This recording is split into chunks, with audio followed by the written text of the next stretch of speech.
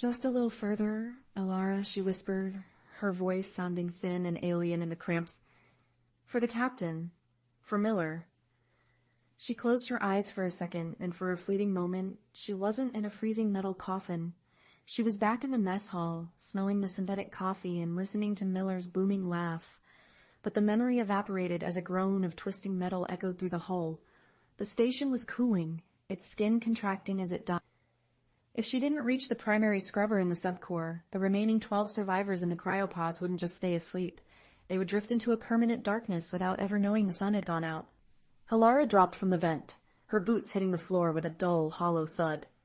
The gravity plating was failing, making her feel sickeningly light, as if her soul were already trying to drift away from her bones. In the center of the room sat the Mark IV air scrubber, a hulking beast of pipes and filters that looked more like a tomb than a life support system. She stumbled toward the console, her movements sluggish. Hypoxia was setting in, a gentle, deceptive warmth that made her want to simply lie down on the freezing deck and sleep. No, she snarled, slapping her own cheek with a clumsy hand. Wake out the Hertz pad, the ambient temperature of -40 degrees would claim her in minutes. Sleep well to the floor, her vision blurring into a soft golden haze.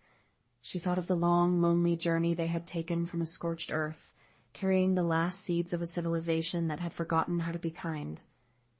Legacy, she muttered, the word a puff of white mist. Is this what you wanted, Dad?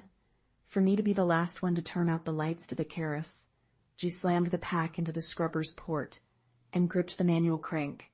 She pushed with everything she had, her muscles screaming as she forced the rusted gears to turn.